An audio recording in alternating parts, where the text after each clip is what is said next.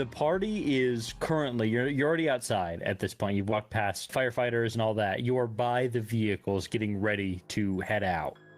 Emily and Will are looking amongst you, and Will says, so what's the plan? Where am I going? Well, unfortunately, there is a reason that we are adopting something of a smoke 'em if you got 'em attitude. You saw the aftermath of what happened in there. It looks like whatever supernatural force was combating your dearly departed father's entourage came from this place, having been captured there for a serious amount of time in an uncomfortable situation. And we all, well, have to address that. I don't know to what capacity she will continue to be of assistance or the opposite, to which she will stand in our way. But I think we have very little choice but to go to the center of things and try to find that which catalyzes this and bring it to a swift and surreptitious end.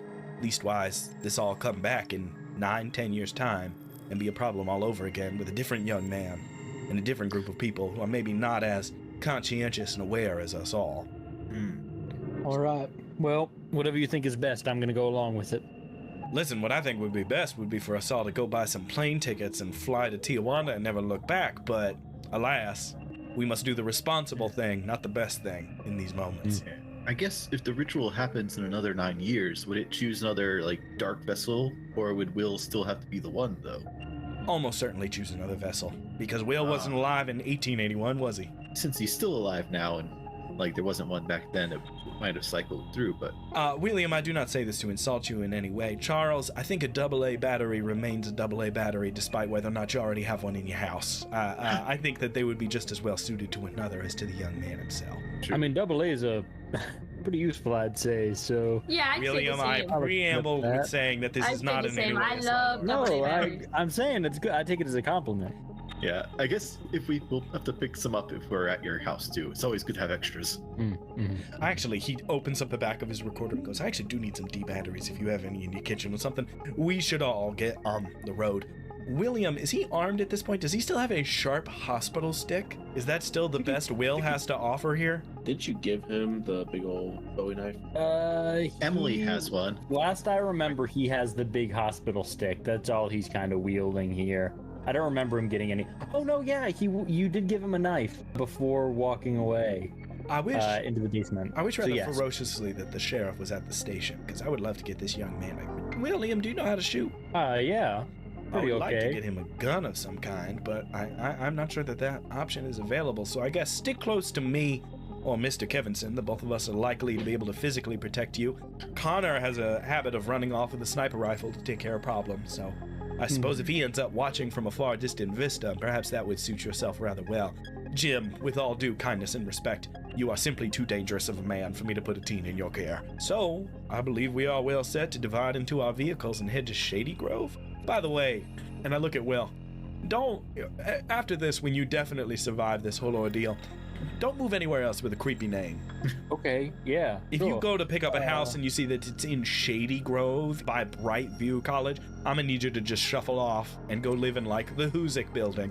Just really, we can't do this again. Emily pipes up. She says, "Can I go home? I don't know what's going on. Things seem really bad. You said that the guy who was chasing me is in jail, so I think maybe home."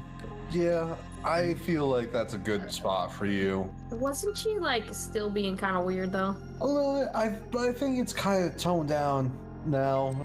Whatever strange influence she has is now most similar to your own.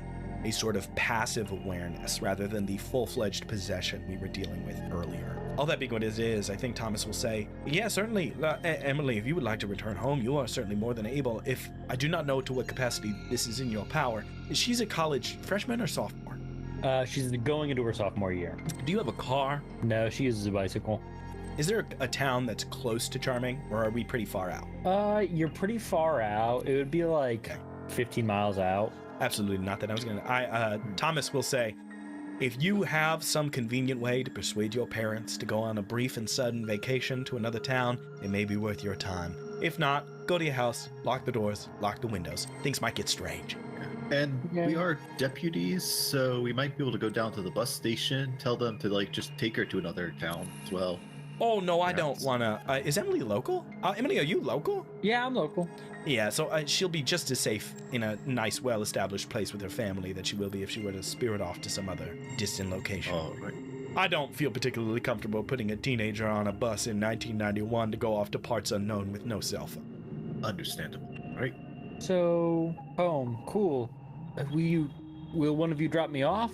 Where do Should you I live? talk to the firefighters? You on the way? Somewhat. You're gonna have to go about a minute out of the way, but on the way to the middle, yeah. I drive about 3 times as fast as Connor anyways. It won't even be a problem. And Thomas will get in his truck, and whoever would like to can come along, and he will I will zip try Emily to- first and then go to William's house. All right. I passed my fear check. Oh, nice. Although I passed with a 7, so I guess there's still consequences or something. yeah. I'll tell you what the consequences are. Thomas drives like a bat out of hell. Yeah, I will join you this time and leave some room in the van for the others. Emily looks back at Jessica and says, I'll see you at practice. Yeah, probably. Bye. Of course you will. We can't get negative now. We're about to go into the mall. We have to stay positive. And Thomas will drive like 85 miles an hour through the middle of a town. Roll plus cool. Why are you doing this to me? You haven't made me roll yet. Why now? Why do I have to roll this time? Funny. Would you say that this has anything to do with a monster phenomena or mystical effect? I would say no. Cool. I would say no. Cool. Great. No, it's good. I'm not worried about it. That's a 4. Should I give Yeah. you the help action? I'd love a help action right now. All right. I'm rolling down the window and just going. The help action can't do anything because you can only get up to a 5. Can you still do it anyway? Let me see. He can't. He's doing He it. does it It just anyway. doesn't do anything. I rolled a 10 at least. So that gets me up to a I mean- 6. 1 second. Let me see if I can do any nonsense. I can't believe you're doing this to me. You've never made me roll this before. You know what? I'm burning a luck. That's what you get. I'm not doing this. We just spent 45 minutes talking about candy, and now Spencer's like, let's do a whole sidetrack about Thomas's driving. I'm gonna burn a luck. I get a 12. Thomas does the Akira drift into her driveway, and it's awesome. So you are driving. You take the not the long way. It's the fastest way is getting onto the highway and then off back down to the middle of town. When you get on this branching highway that circles over Charming here, you drive past the place in the woods where you found Emily, the cabin, and where the people were out searching for Emily, the neighborhood watch. Yeah. Driving past there, you see that there's still a vehicle there, one that has not left. It is a like a 1986 station wagon, wood paneling. The lights are on, and you don't see anybody in as you drive past. Yeah, I've got to stay in the moment here. I think Thomas would stop. Emily looks scared, obviously stopping here. Her eyes open wide, looking around. This is the place she was last remembers. She's like, "What's happening?" The neighborhood watch was out earlier looking for you, and one of them's still here, and that doesn't sit right with me. I'll be perfectly frank with you. They're probably already dead, but somebody ought to take a look. Yeah, especially if they're just injured. Yeah. Emily, scooch, get into the driver's seat, and I'll get out and open the door, let her get into the driver's seat, and be like, lock the doors. We'll come back around. Okay. Do you know how to drive? Yeah, vaguely. Okay. If it gets real, if it goes real nasty, just drive away. I can actually say authoritatively, whatever sort of foul, monstrous magic this is, it is not immune to cars. We learned that pretty early on in the adventure. Cars do sort of have a silver bullet-like effect upon them. So if it's too scary, hit it with a car, and it seems like you will be just fine. It's important to buckle up first, though. She buckles. Clunk. And then Thomas will walk over. He's gonna check out the car first. As you walk up to the car, you see that it's on, at this point, it's on accessory power. It has been running for quite a while now. Maybe it was low on gas, maybe something else, but right now it is just lights on. It's not running. Okay. Is there anyone in there? Hello? No response. Thomas just pokes his head in, pops the door. If it's running, I'll he check assumes the it's on. trunk area. It's unlocked. Open the door. There's nobody inside. There isn't a sign of struggle. There's no blood, nothing like that. All right. Charles, what are you checking? I'll check the trunk area, or is it like a back of a van, right? Or It's station the wagon? station wagon, so it will still Alright. swing open. Alright. You open it. and you look, and there's nothing in the back. There is a bag. It looks like a golf bag back there, but nothing of note, really. All right. All right. We're not going to pretend to be normal anymore. We're in the big leagues now. Thomas will close his eyes, put his hands on the steering wheel, and open his mind to the psychic environment. Roll plus weird.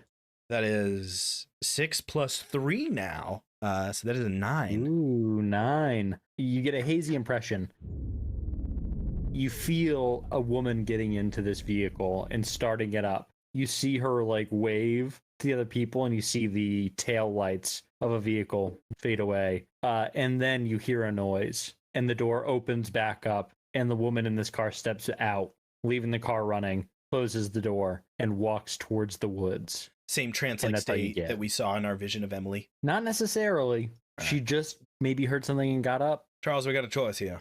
Yeah. We going in the Wasn't woods? it? Should we tell Emily to take this car back to her house or your car, maybe? And then we'll at least still have a car. No, I'm not gonna tell a 19-year-old to steal a car. Okay. She's as safe as anything in the truck. Just give me a second. I'll tell her we're gonna look. All right.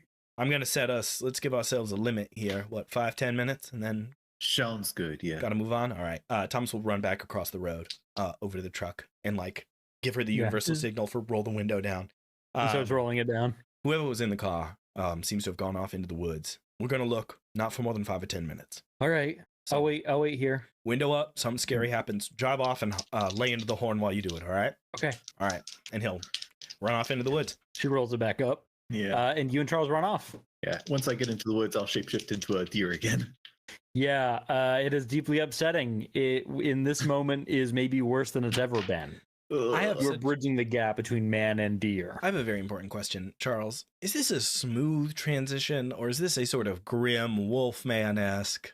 Like, do bones snap, or is it kind of instantaneous? Like, it's more just uncanny looking right now. It would probably get more bone snappy if I burn a couple more luck points, I think.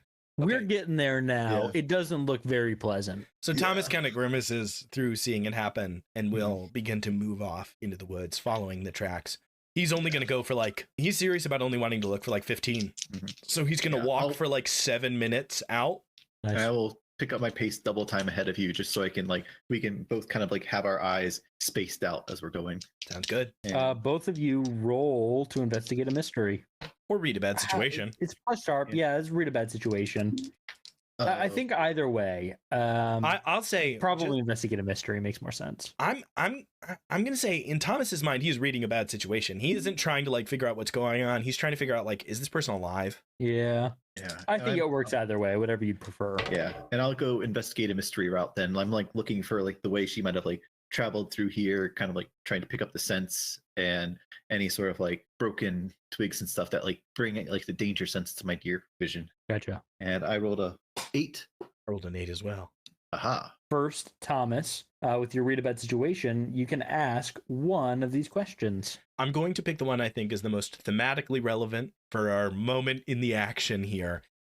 My temptation, metagame wise, just is to say what's the best way to protect the victims. But because I haven't seen a victim yet, I think the most reasonable question is, what's the biggest threat? As Thomas is making his way out and watches Charles go past him and Thomas is alone, he is going to look for the biggest danger in the situation, if it's still here, what it is. With that question being held, we jump over to Charles. Charles, what question are you asking? Yeah. I think number one would probably where did it go?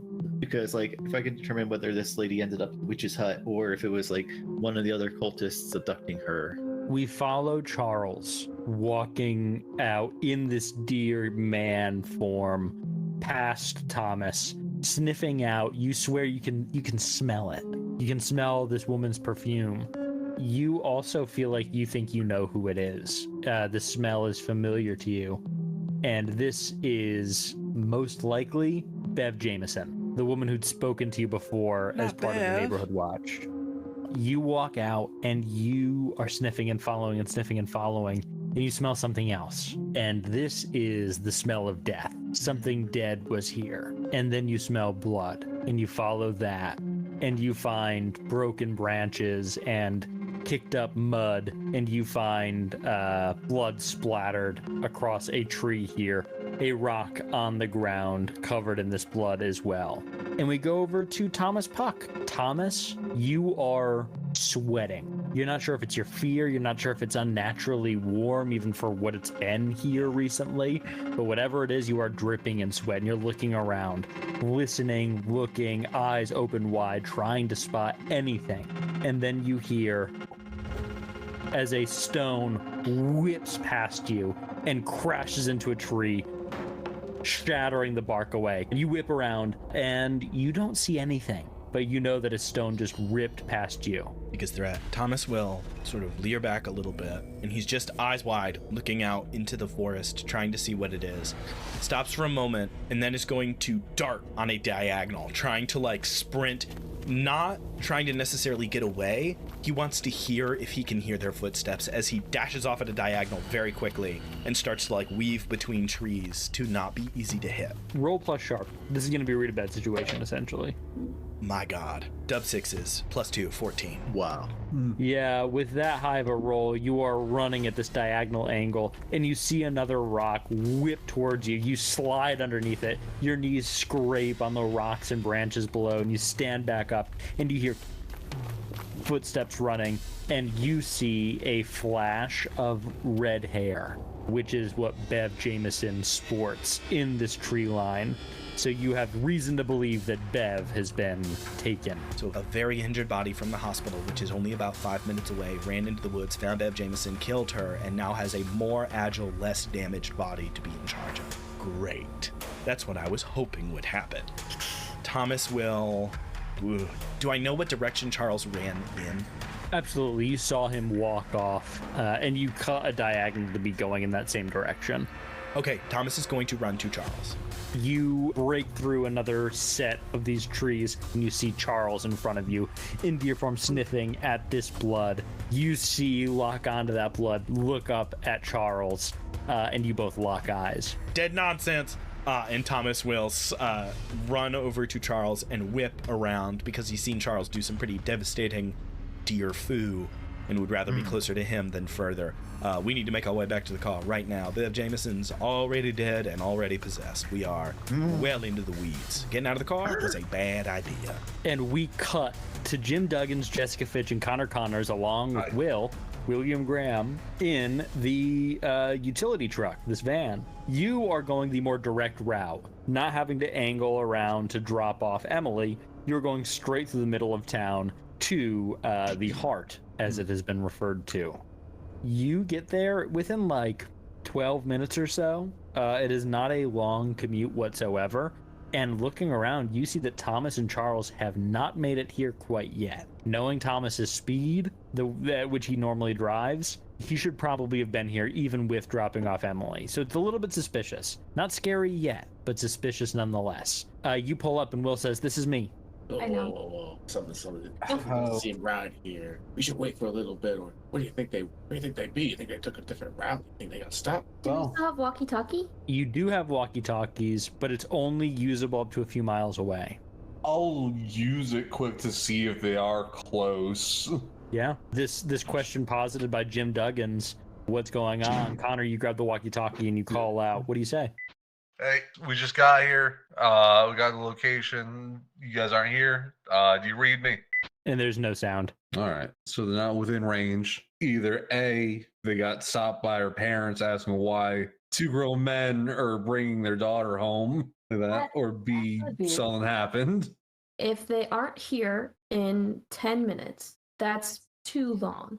And we should drive the route from here to Emily's house because they have to be there. And if they're not at Emily's house yet, I guess we'll retrace our steps again. But as long as we're going to pass them, I say we give it 10 minutes and then go. I'm cool with giving it 10 minutes, but I'd rather go in. We're a little bit on a timetable, it seems. You all go ahead. I'll stay back here. I'll just stick around. Maybe try to signal they get over here, and if not, I'll come join you. Maybe even take this and try to go out in that direction. That's out. Sure, yeah.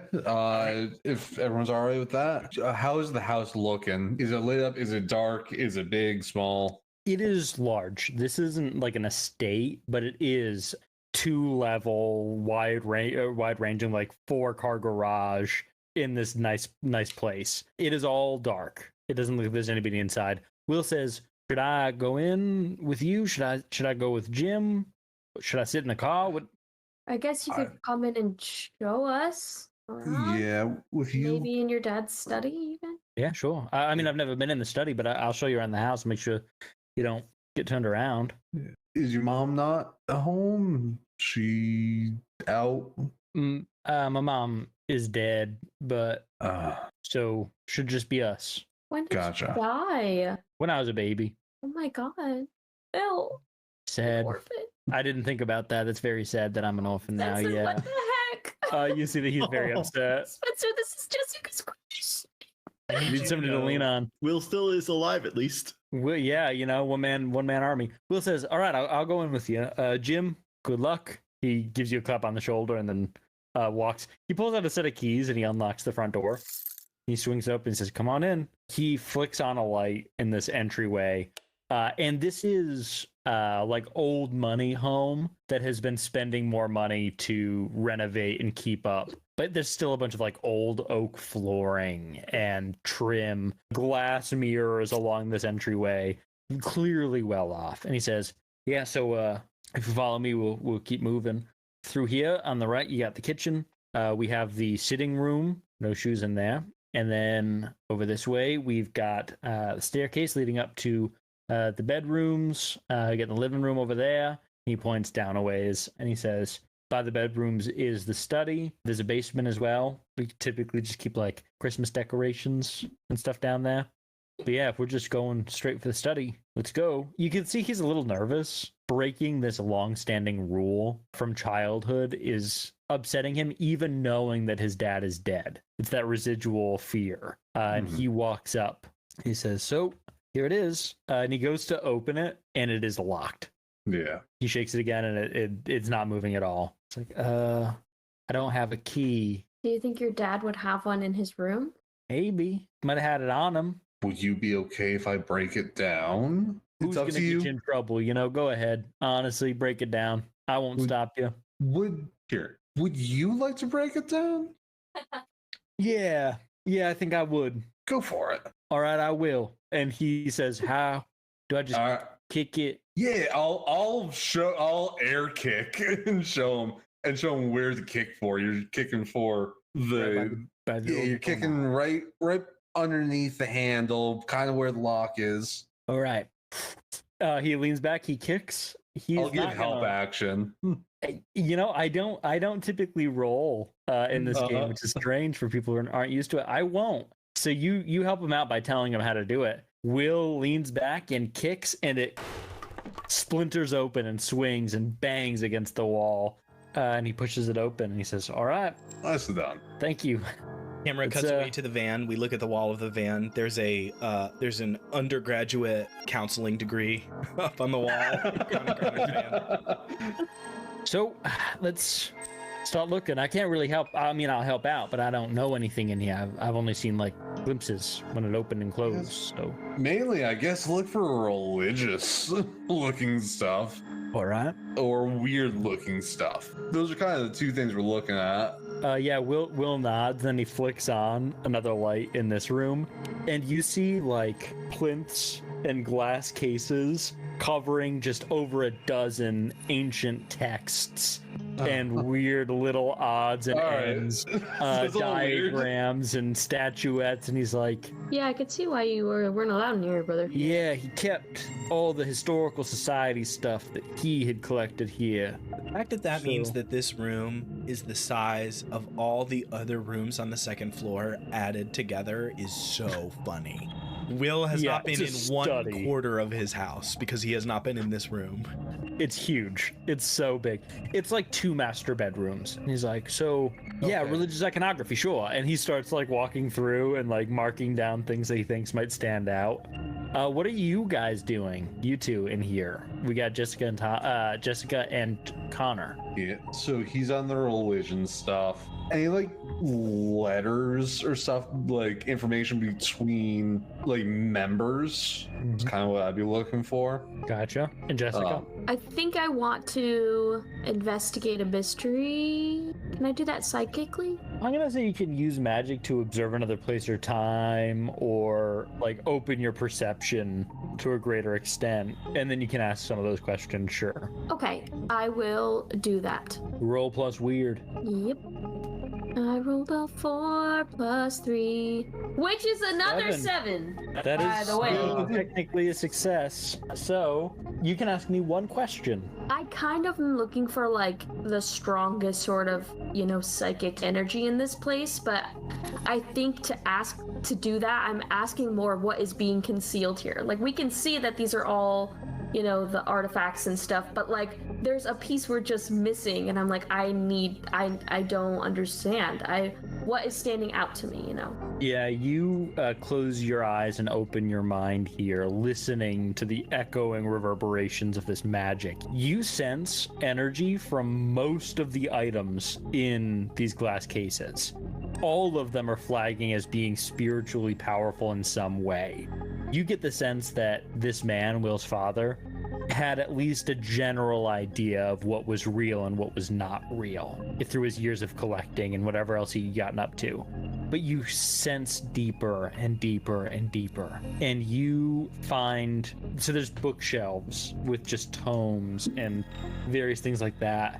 And you feel that behind one of the center bookshelves, behind a desk, that there's something very powerful and dangerous. We jump over to Connor. Connor, roll your plus sharp. You are going to also be investigating a mystery here. So my sharp is no longer a minus, so that's nice. Woo! That's just 0. That's 11. 11, nice. Yeah, you can ask a couple of questions here. It's probably going to be what is being concealed here. You're looking for a specific tidbit of information. This isn't really a monster in the room. So, you're looking, and as an investigator, your first place to go to look for things like this would be the desk. Jessica, you see her walking towards this bookshelf. You go towards the desk right in front of it, and you start opening up drawers. You rolled very well, so you open up the center drawer on this big wooden desk, and inside, you find a handful of letters between members. Titled in here is to Brian, and you see a couple of others in there to Walter. And as you flip open them, you see a bunch of communication, like, how are we going to do this? Who are we going to be targeting? What can we do? How are we bringing this about? And you're flipping through these, trying to find more information as quickly as you can. And then you notice that high of a roll. Underneath these letters in this middle shelf is a false latch. You pop that and you slide it over, and you find a journal. The journal looks old, very old, weathered, but of a solid make. We cut out to Jim Duggins. Jim, you don't need to roll me anything here. You're doing your typical perusing the outside, keeping an idea of what's coming, what's going, making sure nothing happens. You see a jogger run past, and for a second you're like, maybe I should take the shot. But you don't. You don't do it. They run on. And then the noise through the air, a freak, and you stand up and you look back at the van of Connor. Inside the van, you see the CB radio activating, and you hear the voice of the sheriff come through. Can anybody hear me? Calling out to all the deputies. Yeah, so he runs back and just answers quickly. And this is Jim Duggins. This is Sheriff Joe Woodard. I'm hearing you loud and clear as well. I am currently at the hospital still. I got the whole place secured, but I went back to start dealing with the bodies. None of them are here. None? It's like they all got up and walked out. Do you see any tracks? Do you know any direction they're going? He takes the radio with him. You hear him start jogging out, and he says, I'm seeing a couple. Looks like they're just heading straight to the middle of town. 10-4, over and out. And he just quickly grabs his gun, grabs his little anything he can, kicks in the door, and just goes screaming out. We jump out to Thomas and Charles. Thomas and Charles, you are being attacked by the artist formerly known as Bev Jameson. You have just gotten to the same semi-open clearing next to each other and turned around, seeing the flash of red hair by a tree, ducking and running through the tree line. Instincts kicking into 8 for that pass. So I'm not immediately running away. Mm-hmm. You feel the fear drip down your spine like cold water. but you fight it off, knowing that you have to be here for Thomas. Yeah, Thomas looks over. I will stay at my foot. Stay with me, Charles. Stay easy, stay easy. Thomas is looking out. He has nothing. He gave the sheriff back his shotgun. He has like a flashlight at his hips, at his hip. He is standing there, but a couple of near-death experiences and some general strangeness later, if somebody is watching very attentively, maybe Charles will notice that Thomas's hair starts to sort of Miyazaki style lift a little bit, and his clothes do the same. Like the gravity on Thomas turns down by like 1 or 2 degrees in a way that he does not even notice as he is preparing for this potential scuffle. You start lifting up. Charles takes a deep breath in deer form, puffing that air out, ready for combat. And then through the tree line, dashing out inhumanly fast, is Bev. You see her jaw shattered, blood pouring, stone in hand, leaping out directly at Thomas, attempting to swing down. What do you do? Thomas, on instinct, not knowing what he is doing, is going to like leer back, take a step, throw his hand up in front of him, and I'm gonna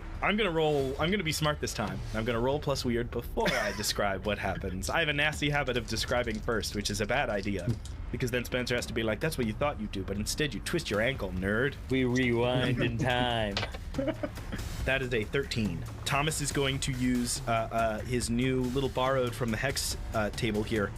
Burn everything, because we see a little flash. We see that vision again. And as Thomas goes to defend himself and Charles, we see that scene again. It's Thomas, and he's looking at his high school, and it is engulfed in flames. The windows are shattered. There are like cars that have been knocked over. The entire area is destroyed. And we see that there's another young man with Thomas, and the two of them are just standing there watching, and we flash between that and what Thomas is really seeing. And as he holds out his hand, Thomas is just trying to react and defend himself, thinking that he's like shielding his face from a rock, and instead a like cone of telekinetic force shoots out from him, and like grass and rocks and things fly in a massive direction and slam into the undead form of Bev Jameson. It is like a bomb goes off in this moment. These stones rip into Bev. The concussive force you hear break ribs. Charles, it's safe to say you've never seen anything like this. And Thomas, you actually don't see anything like this. You're covering your face. You don't see it go off. And the hand of Bev holding this rock is close enough that it cracks across the shoulder, just barely catching you. You take 1 harm. Does not ignore armor, so if you have armor, it will be covered. Okay, but I do have armor, so I'm good. Nice. And I will, seeing that attack, I will spring in and like just charge, kicking at this thing, like trying to launch it. I will. Yeah, say, you see it start to recoil, and then in this moment of triumph, as Thomas like falls back, he just looks afraid. I mean, being the thing that spawned out of this terrible history, I think makes sense. Becoming the monster of your old story is rough. And I rolled a 10 for that, so the extra effect will probably be like I suffer less harm, so I'm hitting it and probably trying to like hit it away from any other loose rocks that it might have nearby. Yeah, absolutely. And I just like do like and that's 3 harm, ignore armor as I kick it. With that, you go to like kick out, you suffer less harm. Do you have natural armor? I have the immortal trait from the monstrous move, so I suffer 1 harm less. This rock swinging down, you kick out just at the right moment to hit the hand that would have swung to hit you as well. It kicks away, and you kick it in the chest, the telekinetic burst also rupturing past. Both of these attacks simultaneously going off rip Bev Jameson essentially into like 6 pieces. She collapses dead on the ground, not stirring. I will shapeshift back and be like, Thomas, let's get back to the car. Yeah, back to the car. And Thomas watches as like a tree like falls. Yeah, what was that? Yeah, let's get back to the car, Charles. And Thomas will turn and start to run to the car. Yeah, you turn and start running. We jump back to Connor and Jessica. Jessica, you are up at this bookshelf. You see like a glowing outline of some item behind this bookshelf. What do you do? Is it like a push in and then it comes out? Like, what's the situation? Do I have to find a special book to pull? I'm gonna have you roll plus sharp. Okay.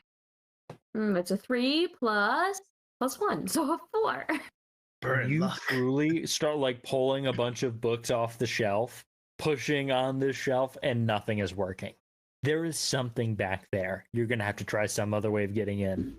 I will also ask Will, like, what part of the house is this? Like, back there? Like, where is this in space? He starts like crunching some numbers and he's like, I think that it would technically connect to my parents' room, maybe in the closet. All right. Well, I could, break it. Or you could. Well, no, I think maybe this one you should do. I'd like to see how you do it. All right. I'm going to just yoink it as hard as I can. What do you mean by that, Or- Will? He's never seen her do magic. He's like, that sounds interesting. We'll see what happens. Yeah, Okay, but I love that he says that, but I'm just going to, I'm going to do the big whammy. So, Describe, first of all, roll. okay. It should say on that ability. It's going to be plus weird, but Spencer check. made such a mundane for Monster of the Week adventure, and we really did just go, how much magic can we fit into this thing? How much? We'll make several casters and a deer man. You know, it really is that like late season Buffy the Vampire Slayer thing where you're like, what can they do? Why can they do that? He's half evil? What are we talking Or like, about? what's the other one? What's Teen Wolf, where it's Angel? like he's a fox demon now? What does that mean? Like, just sort of wandering off into weird He's a direction. siren? Why is she in high school? What did he I get? rolled a 4 plus 3, so a 7. A 7. I mean, Oh my. what does a 7 get you on Big Whammy? It's like you're trying to use plus tough, but I roll plus weird instead of plus tough. Oh, I see. So you're just doing damage against something. Yes. You rear back. Kick some ass does have some negative effects that typically occur, which is what we're doing here. You're not going to get hurt by the bookshelf. That would be ridiculous. You haven't done this type of magic before. You've been doing a lot of mental work, but you feel a strength in your fist, and you lean back and punch directly into the back of the shelf, and the books all fall off, shatter into the back of it. The only book that didn't fall off is a red tome of the Holy Bible, and you pull back, and as you do, the Bible clicks back and it swings open. That was the secret mechanism. Your dad is a little too obvious. So I mean, it works. So, how did you punch that hard? cheerleading. Oh. And the door swings open as Connor grabs and pulls out this notebook. The door swinging, you see a small alcove back here. In it is one of the obsidian blades and some documentation below that in a separate little alcove. We cut down to Jim swinging open the door, yelling that you're about to have some company, and you all hear that from Jim, which I'm sure is deeply upsetting. Is there a window in the study? No. No. This is a room that was built specifically to not be observed. That's fair. That's fair. That's fair. I think we have just found where our band of adventurers' last stand is going to be in this massive house here. I wanted to say, Stefan has just sent a brilliant revelation in the text chat instead of saying it out loud, which is that the obsidian blades are also stone, and that sucks that that's true. Let's hope none of them start doing archery with like wooden arrows or with stone-tipped arrows too. You know, give them enough time. They're gonna have guns next that are just shooting rocks at us. I was about to say, Rock salt guns. That's Oh no! just metal. we Yeah. open the door and there's a trebuchet in the front yard. They pull out the stone from the Indiana Jones movie that rolls down the road. They set up some traps. Will be hilarious. I am going to go to a room with that's facing where he just yelled from, or where we're hearing that from, Yeah. just to get advantage. You run out into the hallway where there's one large window, like a bay window, and you look down and you see the van, and you do hear a bit of that radio static. You see the doors open and the receiver is down on the ground, and Jim has run inside. So you cut over to the staircase leading up, and you see him calling up at you. You see Jim. Where's company? From the hospital, dead bodies. The sheriff already told us they're all missing. They're all coming to this exact location. We need to close everything up. We need to make sure we have our defenses ready. Here, take this gun. He actually hands Will his M1 Garand. I'm gonna go find some supplies. I'm gonna go in the garage. Some traps getting ready to go. All right, I'll go out. There's a bit of a balcony outside my window in my room. I'll stand out there with the rifle. You know how to use that thing? Mm-hmm. Good. If it pings, take these. Takes out his bandolier that he's had all around his little tunic. Watch out for your thumb, son. Got it. And then he runs for the window. I love giving Will Jim's a gun that is famous for its horrific kickback. You're gonna ruin his shoulder. That's okay. So Jim's gonna go explore in the garage, try to get some extra tools. He's still got his little brass knuckles. He's also gonna go into the kitchen, maybe get some knives. He's gonna try to see if there's any rope, anything he can possibly use, gasoline. You can never have enough knives, is the thing. Everybody's got one already, but you need some more. Jessica, what are you doing? Because Jim called this out and Connor ran out to check. Are you grabbing these blades? You're grabbing the documents? Are you running out to meet them? What are you doing? I am going to go into the room and shut myself inside real quick, just so I can have a second. They're not here yet, so I mean, if I can figure something out in this moment that will prevent us from having to deal with this, I would love to figure that out. I'm gonna read the documents first. You swing the door shut, and you hear them start rifling around for various objects, and you grab those documents. The first thing you see, no roll required on this, you see a birth certificate. I can read, good. You can read.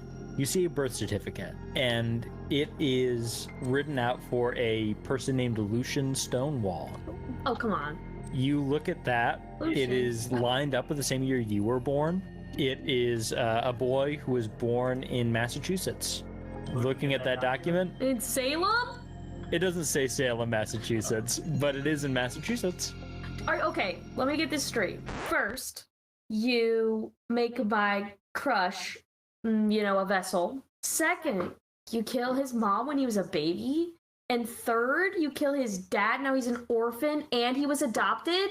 But excuse me, that mom could very well be alive. This kid has been kidnapped. You just found his real birth certificate. Okay, right. So his mom could be dead, but could be alive. Okay, so he's... Or could be undead. So could be undead. So suspected orphan. Current orphan. Current, yes. Current orphan. Will takes out his driver's license. Below it says suspected orphan. Orphan. Take a look at my identification, officer. I believe you're going to let me go with a warning, actually. Current orphan. Will. Okay, that's great. Anything else? Yeah, you move past that and you find a manila envelope. And it's not labeled top secret. It's not labeled with anything. But as you open it up, you get the vibe that this is in fact a top secret thing. You find plans. It is a get out of Dodge, last minute save yourself plan here. It's got a fake passport. It has a bundle of about $5,000 cinched up below it. And inside of it, it says step by step what this man was going to do. Listed, I'm not going to list out each step, but what it essentially says is the dagger has been charged. He will use it in the waters of the Mississippi River on Cain. Afterwards, he will flee, burning down the church, burning down his home, and assuming a false identity, leave to another country. What? That's not apocalypse. That's running. It seems like a last-ditch effort if things go bad, if he's wrong, if it's not what he thinks it's going to be. This is how he survives. That's what happened, right? No, it is not. But the church is... The church was burned down, but that was burned down by somebody else. He was inside of it. That means... Wait a minute. That means these absolute morons rigged the church in advance to catch it on fire and kept going into that building after they did it. So the witch didn't like psychic start a fire. This absolute dipshit put 10 gallons of gasoline in a tank under the church and was like, what could go wrong? And then she just made sure they couldn't get out, and that was it. Hilarious. So, okay, that's all that's in there? All that's in there. The dagger is charged. He would stab Cain inside of the Mississippi River, and he would get the fuck out of there, burning all the evidence that he's ever involved. Okay. I want to try and do some magic things here. Maybe it's banish a spirit or curse from an object? Yeah, what are you trying to do? I'm trying to uncharge it. Am I gonna die? I mean, who knows? Uncharge what? The dagger. The dagger. The obsidian blade. Sorry, it's not a dagger. It kind of is a dagger. I don't know. If everything goes strangely, right? I don't know. I just figured get rid of this. I mean, nothing will happen to Will. I know, but can I say something even though I'm not here? We can talk above the table. But his escape plan was to grab Cain and drive him to the Mississippi River and kill him in its waters. That's not part of the ritual. That's the ripcord. That makes me think that we don't need to stay in Will's house. We need to go grab whichever of these bodies is actually possessed by Cain and drive to the Mississippi and kill it there, because this was his escape plan, right? This was his way out. But it already is happening though, right? Like, he set it off. Oh, that's true. He didn't Yeah, get but a Will's chance. alive. he don't die.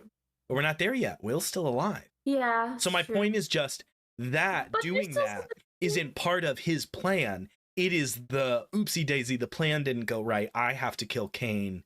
And I think the rivers underneath the burned down church lead to the Mississippi. So would those count as part of the Mississippi River then, as far as a location for stabbing? You son of a bitch. You brilliant yeah. bastard. For sure. Jessica gets ready to cast this spell to banish the energy from this blade.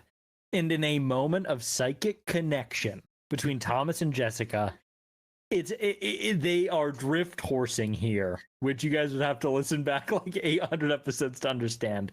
They mind meld. And Thomas is like, no, this was his ripcord. This is the way to get out of jail.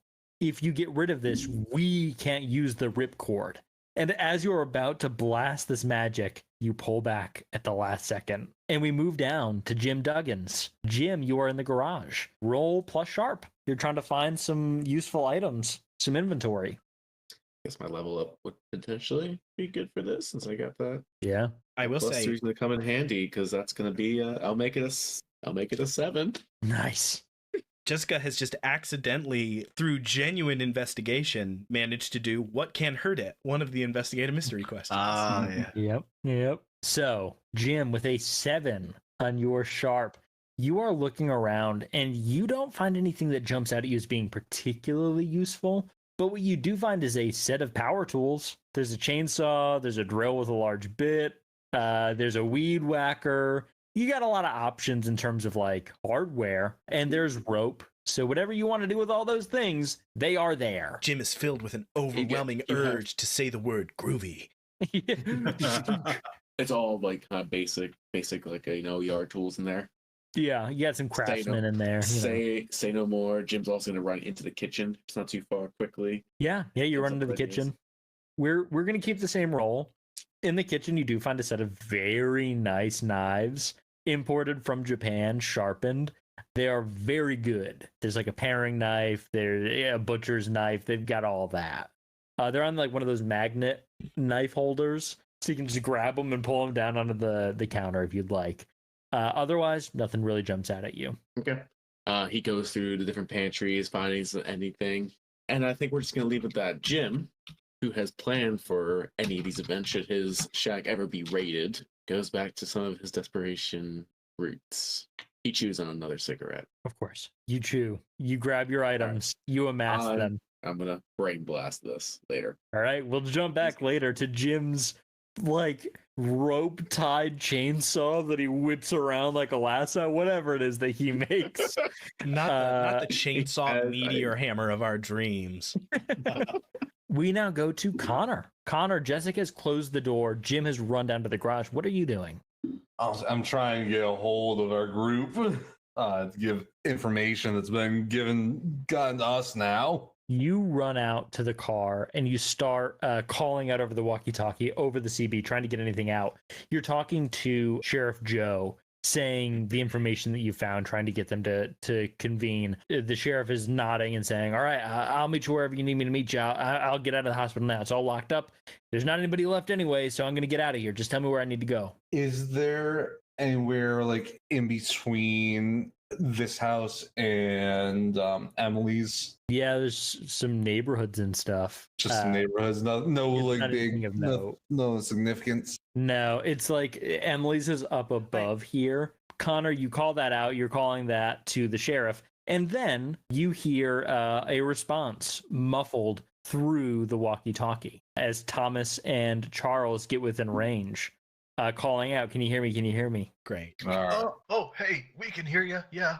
All right. So bad stuff's on the way. Were you able to drop Emily off? We encountered Bev Jameson wielding stones in the forest. She's about 6 pieces now. They got and- Bev, Connor. They got Bev. No more Yeah. chocolate muffins. Oh no. You guys are dropping off Emily right now Yeah. and then peeling back out. All right. Yeah. Emily, tell your parents, lock the doors, stay inside, away from windows and stones. Stay safe. Okay, thank you. Good luck. And she You too. sprints inside. I get the info on what we've gotten about everything now, I suppose. You guys can come here. We can discuss it more. It seems like we're kind of bunkering in. Great. Thomas, I guess you can drive like our lives depend on it. I will close my eyes. It's weird to get such permission. And Thomas will begin to full Tokyo Drift style drive as far and fast as he can. And I assume sometime around now gets a nosebleed as he psychically connects with Jessica Fitch across a great distance to realize the situation as it is. Exactly. And you lock in this moment saying, don't destroy, we could use that. You say to Charles what you've just heard. Charles then talks about the connection between the Basement River and the Mississippi River, and do with that what you will, but he does send that out to you. So we've got to disable one of the bodies without it jumping somehow, I guess. So it does And then sound get it like into the water. it does sound like maybe William's father did not fully understand what was going on. I believe the truth of this being Cain trying to end the world so that he can finally be at peace, as it were, may yet be the truth. But we know how to hurt it, and we know where we need to go to make it happen. So I think we're at least a good healthy chunk of the way there, Charles. As we are, I say that as we are like drifting around corners. Yeah, that's good. Okay, I guess once maybe, so when we get to Will's house, are we like doing a last stand there, waiting for them to winnow down and then luring one back to the church then? You rip past a red gosh. light. I'm getting a Sounds as little good as motion. anything else to me until we get together with everyone else and figure out what's going on with these other bodies walking. I just won't know. We do know that it seems like Cain can only be in one, but if all the bodies are up and moving, that'll just make it harder to figure out who they actually are. Yeah. So eyes open, alert, hope for the best.